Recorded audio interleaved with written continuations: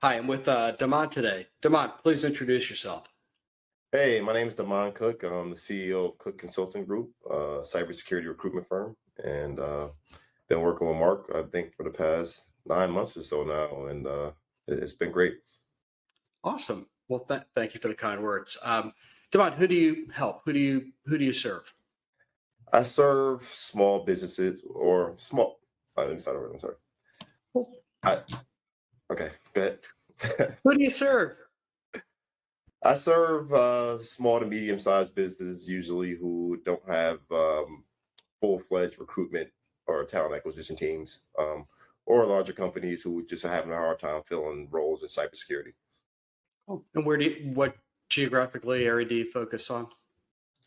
I'm all over. I mean, the U.S. is wide open right now with everybody being remote, and especially in a cyber place, like nobody's really bound to one location. So I got clients all over, but I'm based here in New Jersey.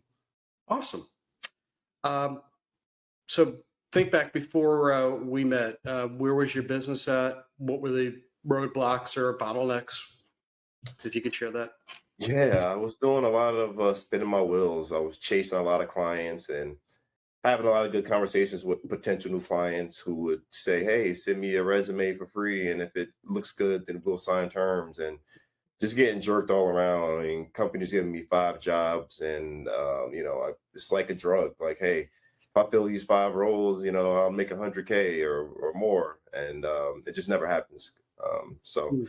I had some success, but it was a really small success rate based on as many roles as I was taking on. Hmm. Um, Well, I think you hit it on the head. You that spinning your wheels. It's not a fun thing, not a fun place to be. Look, I've been there too. I certainly get that. What did you try before you and I got together? Is there anything you try to adjust? Yeah, I tried to, just take better jobs or easier, fillable jobs. I try to improve the communication between myself and the client. Um, I tried to work with companies who weren't using other recruitment firms, but there was no way for me to really tell if they were. I didn't really have any exclusive agreements, so I at least would try to ask for exclusivity, but yeah, there was no way. There was still no skin in the game with being exclusive. They can still take a role off the table, and that happened so many times where you got candidate in the last stages, and they say, "Hey, we're actually not hiring for this role. Can you start working on this other role?" And it's just like so discouraging. Yeah. Again, I appreciate that. So I would think some viewers are going to see this probably go, yeah, I feel exactly. Yeah. Um, After we started working together, is there anything that either one aha moment or several small ones that kind of said, "Hey, this is going to be good for me and my business"? Yeah, I mean, I think it just happened over time. For me, it took some time. I knew the right thing to do based on what you were teaching me, but it still took me a little while to implement. I was still afraid to lose that potential client. So, um, you know, retain search is not for everybody, and it could definitely scare some clients away. And it's like, hey, those aren't the clients for me. But it took me a while to build that confidence, and then finally ask for retain search. Because if somebody said, "Hey, I'm not into retaining search. We just use contingent," I would still say, "Okay, yeah, I'll do contingent," and then find myself in the same place I was before. And then I just got tired. One day, enough was enough, and I just got tired of being pushed around by clients. And um, on a call, I asked for retain search, and the client didn't blink. They sent the invoice right away, paid the invoice right away, and yeah, that changed everything. I was so happy, and I will never go back to the contingent life. Yeah, it's hard to it is hard to go back for sure. Um, so what did it obviously it meant doing something different, which is cool. In that first search, how did you approach it differently than prior searches?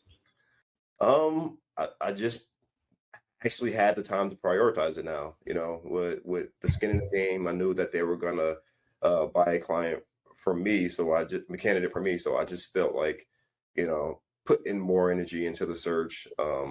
The other searches I had that weren't retained at the time just were low priority, and if I got to them, I got to them. But I made sure I spent the extra time, really, really vetted candidates and had more than one conversation with them. And I just presented my best three candidates, and the Cool. top one got hired. What did the client feel?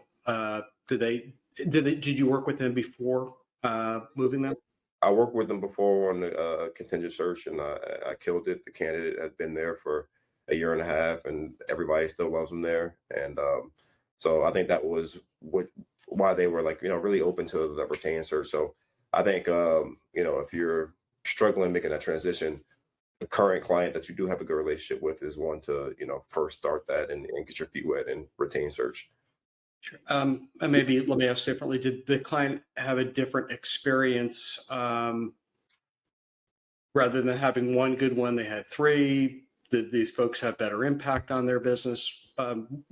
What are the clients on the client side? What do you think they felt? Well, I think this role was like very high priority. Like this candidate works right under the CEO and was Wow. saving the CEO like 25 hours a week, by his admission. So this was a really high priority role, really high visibility, and yeah, it was a different search because I'm dealing with a higher quality candidate as well.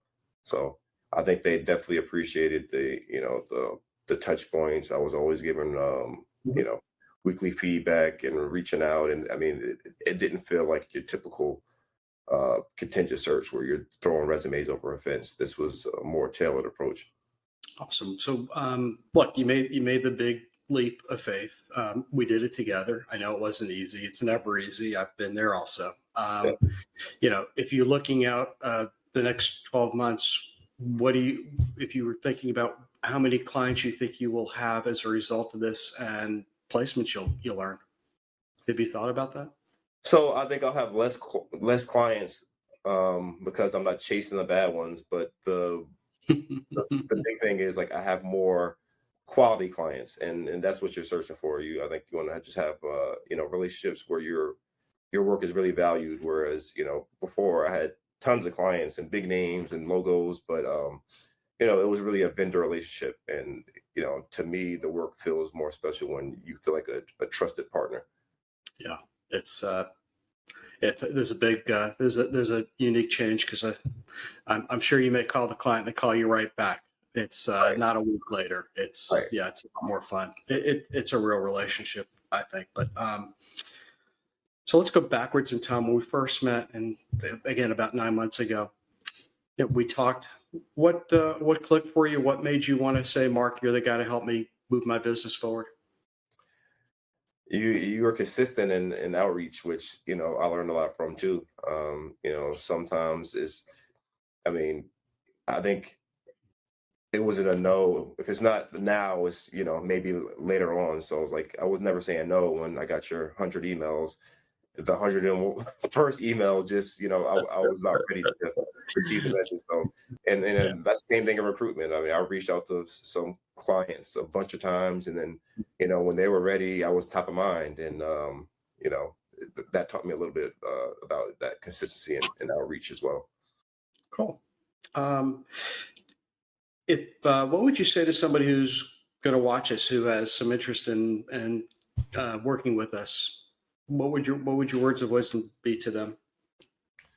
I'll say coaching is always a great way to improve, personally and professionally. Um, for me, this was more than just, learning to do retained search. It was like, having a therapist there, for me. I got to, bounce a lot of ideas off you. And, we talked a lot about more than recruitment. We talked about life and family and everything. And I think it all matters. So I would definitely recommend somebody work with you if they're trying to, take their business to the next level. I think that I'm being taken more seriously now, and I'm more confident business owner from, working with you. So I would Awesome. recommend people to go for it. Thank you. Thank you. Is there anything I didn't ask that you kind of walked into our meeting today going, "Hey, I'd like to share"? Do we cover everything, or you've got? If you have something that's beautiful, if you don't, it's cool too. Um, I don't know, like, not right now. if I Okay. think of something, I can get back to you. Cool. No problem. Yeah, I ask because I don't want to make you feel like you're in the hot seat at the Tonight Show. Kind of like that email I sent out, right? With that guy who did that monologue for 20 minutes on Oh me. Oh my, yeah. not going to be my not going to be my client. I don't know whose client he's going to be, but well, cool. I'm going to hit the